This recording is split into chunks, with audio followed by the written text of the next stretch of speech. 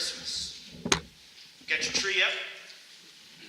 Yesterday, Sarah and I put up our tree. We went out and got that tree, and Sarah put the lights on. Now, we haven't put up the ornaments yet, and that's going to be coming here pretty soon. Now, I don't know how you do things in your family, but in ours, our ornaments are kind of divided into about 6 different categories. I've got my category, which includes my Star Trek and Star Wars ornaments, so I make sure that I've got that. And Sam, I'm keeping this one. You can't have it. But and then we also have Sarah's category, and then each of the girls have their categories. And then we have a 6th category, which includes everything else. And that includes ones that were made to us and given to us by a certain church. This one is very special to us because it was made very specifically for us. It was painted on. And we have other ornaments that we have that are very special. Maybe one that one of our daughters had made when they were very little. And so we look at that. And every time that we put an ornament onto the tree, we think of this memory or that memory or something that reminds us of the church that we served. Now, maybe for some of you, preparing for Christmas is all about the shopping. Sarah's already started shopping in our family. I haven't yet. I figure we got 23 days left, so I think I'm doing pretty good. We are now in the process of Christmas preparation. And us here in the church, it begins right now on this Sunday, the first Sunday of Advent. It is a reminder of a gift. Now, this gift is not what we find under the tree wrapped under a bow. It is a gift that was born over 2,000 years ago in a feeding trough because there was no inn for the family as they traveled to Jerusalem. This gift that's going to be given to you, you cannot order on Amazon. You cannot have it delivered to you. You cannot even have it shipped with next day air that comes to you. It's a gift that is offered to you here and something that we are going to experience through this Advent season. Now, you might notice that we're doing something a little bit different this year. The past 3 years for Advent, we've been doing something called Advent Conspiracy. And if you remember, Advent Conspiracy was all about giving up one gift so that we can make sure that a clean water project in Africa has clean water. This year, we decided to move in a different direction. However, please note that one of the mission projects that we have from November and December is that clean water project. Because it wasn't only dear to my heart, but I also know that many of you donated to that as well. So we can continue to do that and be reminded of the Advent Conspiracy. But we've decided to move in a different direction this year because we're going to be talking about something that I think we need right now. And that is this sense of joy that we find. Because there are times in our lives right now that we don't always feel this sense of joy. And so what we're going to do over the season of Advent is we're going to be hearing these stories in Matthew and Luke, the birth stories, and we're going to hear them over and over and over because that's what we do during Advent, because we need to hear these stories about joy. Because this is a moment when many of us do not feel joyless. That many of us do not feel joy. Now, I do want to say one thing here about this sermon series. This is not a series that is going to be talking about depression. This is not going to be a series that's going to be talking about mental illness. This is not even going to be a series that's going to be addressing SAD, if you know what that is, seasonal affect disorder. Now, those are serious issues and affect some 10 million Americans. And one of the reasons why that so much of this comes up right now is December is a tough time. Not only do we have the stress of the holidays, not only do we have every single Sunday that is affected by snow and ice, not only is it a moment when you have very little sun, it's also a reminder that there are people that are not with us anymore. So what we're going to be doing is we're going to be talking about the theology of joy. About how in the Bible one is able to experience joy in the midst of darkness. Because that's what we really need right now in this season of December. And so our hope is that on this day, you will choose joy. Now, there is a debate going on about the definition of joy. The New Oxford Dictionary says that joy is a feeling of great pleasure and happiness. I think many of us can relate to that. We know this feeling. We have experienced this emotion.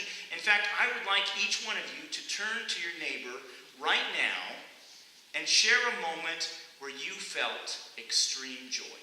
So go ahead. Turn to your neighbor and share with them a moment where you felt extreme joy.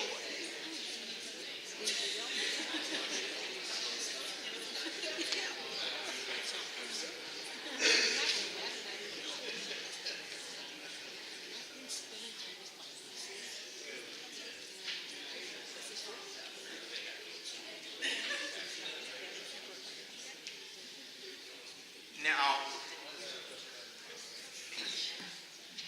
I'll tell you what, this was fun to watch. Because as I was looking at you, and even if you weren't sharing with a neighbor, what I saw was smiles on your face. When you share joy, you remember that. And so that's what you experienced as you were sharing those stories. Now, for me, joy is those moments when my college-age daughters come home from college. And those are moments when we feel joy. Because so often we spend those times, we cannot wait for them to move out of the house. And we're thinking to ourselves, we spend so much money on food and clothing and entertainment. They stay out late. We stress about where they are and who they're with. We have those fights over curfews and grades and who they're dating. But I'll tell you what, since they have been gone, we miss that. And just to have everyone home at Thanksgiving time brought joy. Now, and one of the things I realized this last week is that joy doesn't come from the gifts that we buy or the gifts that we give to other people. It really comes from those common experiences that we have. In fact, last year at this time, something that brought a lot of joy was when all 5 of us went down to Lincoln to watch a Nebraska football game. Now, what is memorable about that was that it was not the blowout loss to the Iowa Hawkeyes. It was not the fact that Mike Riley was fired the next day. The fact was that all 5 of us got, for the first time, we got to go to a Nebraska game together. Now, here's the deal. If we define joy by this definition, a feeling of great pleasure and happiness in the moment, that definition wouldn't fit. Because what happened? We got our pants beat off by the Iowa Hawkeyes last year. Joy has to have a different meaning. So that's what we're going to do. We're going to be looking at a different definition, one that is found in the Bible. And I'm here to tell you that in the Bible, joy is a disposition of the heart, a way of being that is closely tied to gratitude. And so when we look at joy from the scriptures, we find that it's not always about happiness. For instance, in Hebrews, where we find you're looking to Jesus, the pioneer and perfecter of our faith, who for the sake of the joy that was set before him endured the cross, disregarding its shame, and has taken his seat at the right hand of the throne of God. Now, I'll be honest with you, that doesn't sound like joy to me. This is not a happy experience that you all shared, yet Jesus found joy in this. Because somehow he had the sense that his purpose, his redemptive purpose, was to change the world.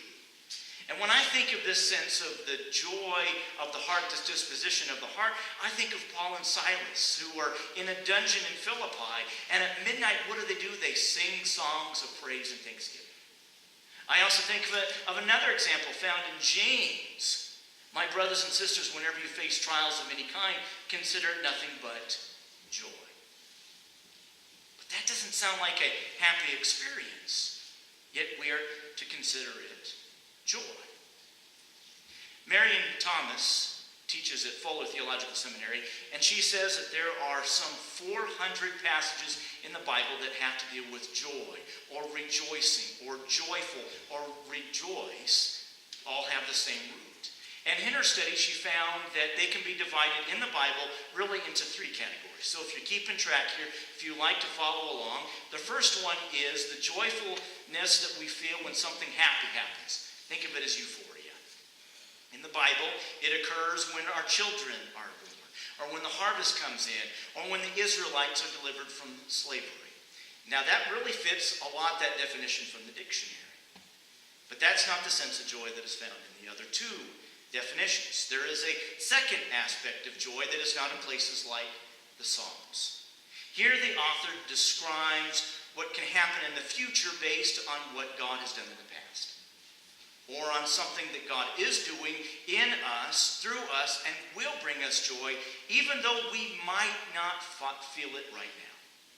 This second aspect of joy is called anticipatory joy. It's the kind of faith that trusts that no matter what, God is with me. If you have your Bibles, I'd like you to turn to Psalm 30. Psalm 30. In Psalm 30, what you find here is that this is about God who has delivered the author here over and over and over in the past. And even though now the psalmist says, it is bad, God has delivered me in the past and will do it again. Because I have hope and joy. I'm going to share with you verse 5 from that psalm. For his anger is but for a moment, his favor is for a lifetime. Weeping may linger for the night, but joy comes with the morning. In other words, the worst thing is never the last thing. No matter how bad it is, when you trust in God, it is never the last thing that we dwell upon. I think of how many times that I have walked with you with the loss of a loved one, or when you found out someone was terminal, or maybe I was with you when you found out you lost your job, or maybe I was with you when this church flooded not once but twice, or maybe I was with you when our pledges didn't match up with the church expenses. I've heard those stories about how this church came this close to almost closing its doors, but it didn't, because we believed in the sense that God was with us in the past, and God is going to be with us in the future. Because in this sense, we don't dwell on the darkness. Light is going to come upon us. Joy is going to come upon us. It might not happen tomorrow. It might not happen the next day. But guess what? It will come. God will deliver you and sustain you and carry you. And the psalmist recognizes this in verse 5. Joy is trusting that somehow in the midst of darkness, God is still with you and will make you through it. The year 586 is an important one in the Bible. In fact, it is significant. When we look at the Bible, we can see a significant shift. Before 586, stories that were in the Bible were just passed down orally. Stories that were passed down from word of mouth. But after 586, people wrote them down. What we find in the Old Testament really comes from 586. So something significant happened. So to describe this, let's look at a map here. So here is Israel, and there's a king in Israel, but there's also a king in Babylon.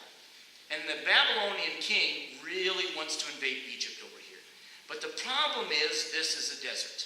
And you can't go through a desert.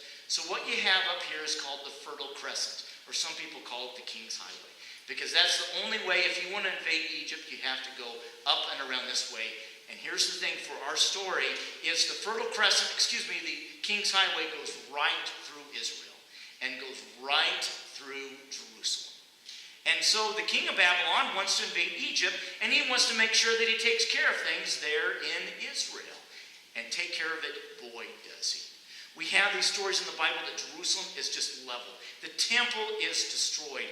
And the king of Israel actually had the gall to defend his land and is defeated by the Babylonians.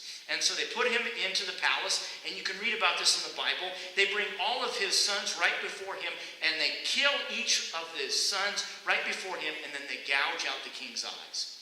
So that the last thing that he sees is the death of his sons. And then, to make it worse, everyone in Jerusalem is hauled all the way back to Babylon. There is no hope. Nothing. They cannot return. And yet here's the strange part, is that the prophets are talking about hope. The prophets at this time are talking about returning. If we look at Jeremiah 31, then shall the young women rejoice in the dance, and the young men and the old shall be merry. I will turn their mourning into joy. I will comfort them and give them gladness for sorrow. Now, it's going to be 50 years before this exile ends. But the people of Israel are sitting there in Babylon, and they believe in this promise. Why? Because God did it before, and God is going to do it again. They're sitting in this land, and it may not happen to them. It may happen to their grandchildren. But what you find here is a people that are sitting in Babylon, and they have this disposition of joy. They're not happy. They're not giddy. They're not happy to be in exile, but God is going to deliver them. And more importantly, the Babylonians do not have the final word. Jeremiah 29 says, "For surely I know the plans I have for you, says the Lord, plans for your welfare and not for harm, to give you a future with hope." Jeremiah is talking about plans about a future to give you hope. In the year 539, the king of Persia, and Persia is right over here, invades Babylon, and they win. And the king of Persia goes up to the Jews, and he says, "You get to go home.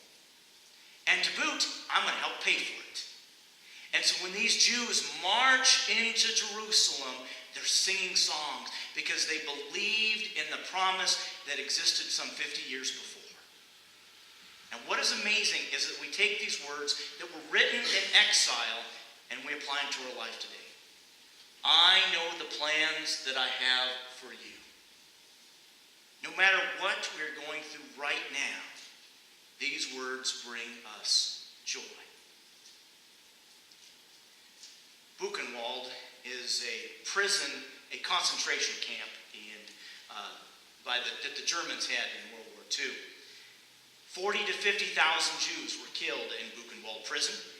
But this prison walls did not hold not just Jews, but also non-Jews as well. And one of the most famous ones was a preacher by the name of Dietrich Bonhoeffer.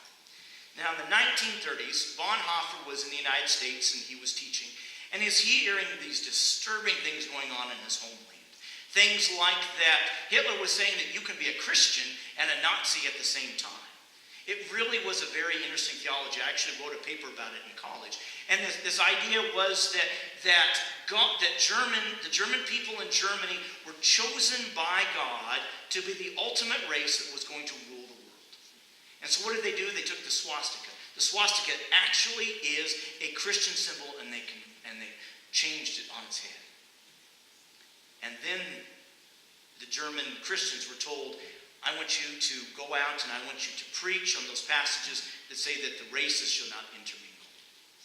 And Bonhoeffer is hearing all this, and he says to his colleagues that he needs to go back. And everyone's convinced him, no, you don't need to go back. And he finally says to them, he says, I cannot not go back to my country. My God needs me there. And so what does he do? He goes back to Germany. He starts an underground church, and he preaches resistance, and he says that Christianity and Nazism is not the same. It is not compatible. And then in 1943, Bonhoeffer is arrested in a plot to overthrow Hitler.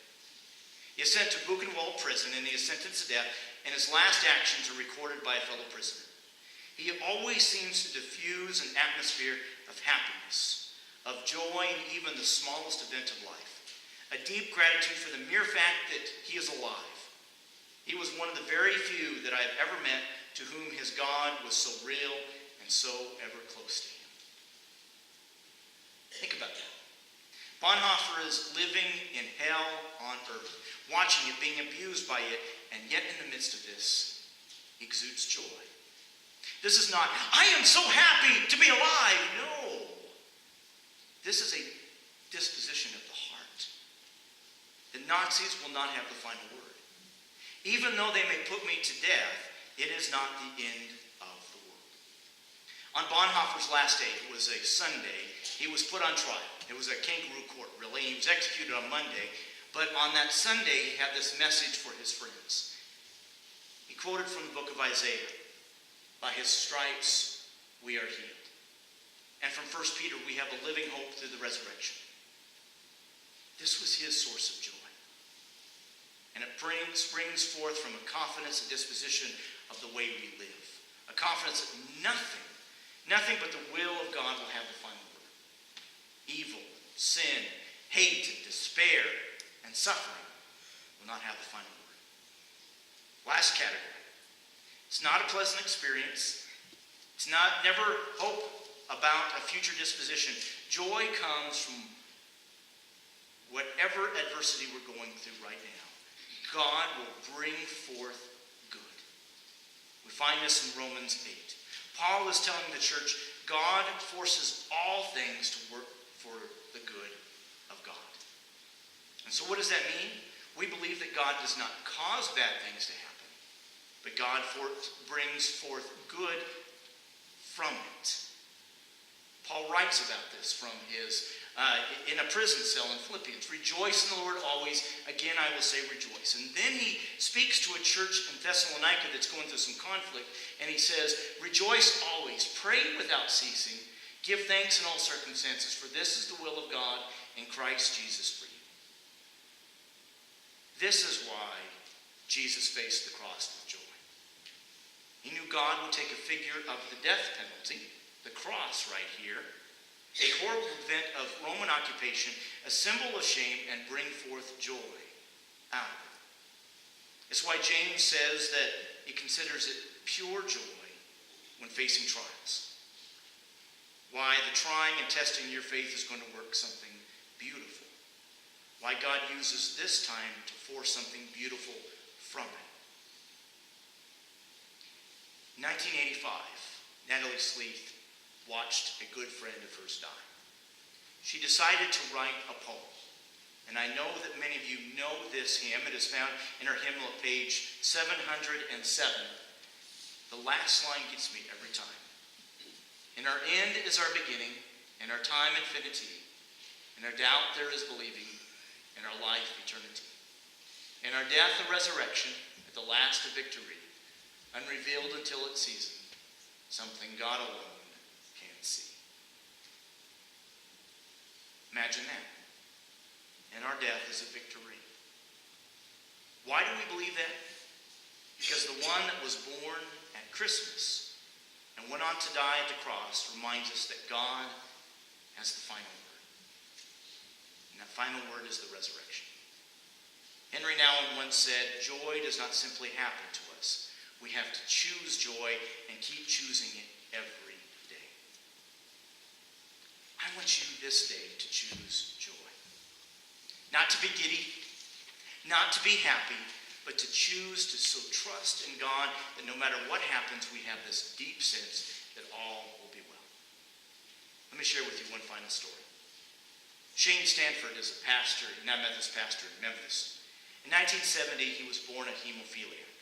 Now that just means that your blood doesn't clot, and one could die even from a simple paper cut. In the 1980s, there was a new product that came out to help hemophiliacs. And he had this, and so by the time he was 13, he receives this treatment. But by 1986, he begins to not feel so well. Now this is before they were screening blood. And when he was 16 years old, the doctors came to him and they said, Shane, you have HIV, and we don't know how to treat it, and we don't even know how long you'll live. Well, Shane Stanford is still alive today and has written some wonderful books on adversity. But in one of his books, he tells about a story about his grandpa that took him for a drive one day. And his grandpa said, Shane, if anybody has a right to get into a corner and have a pity party about this, is you.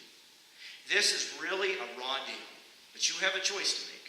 You can get into that corner, that pity corner, and Shane, if you want me to, I'll get in that corner with you, and we can cry. Shane said that his eyes filled with tears. Then his grandpa said, I know you, Shane, and I think you're going to make another choice. I think you're going to live each day to the fullest with everything you have. You are going to take each day you have, and you're going to make something of it. That's what I believe about you. Well, that 16-year-old realized his grandpa had a lot of advice and a lot of wisdom. And he decided, I'm going to choose I can have my pity party, or I can have hope every day. Thankfully, Shane chose joy. This day may be a dark one for you. It may be a difficult one. It may be a really rough one. And yes, this happens at Advent. It happens at Christmas time. It happens during this month of December. But on this day, choose joy and find joy in the darkness. Because God always has the final word. Amen.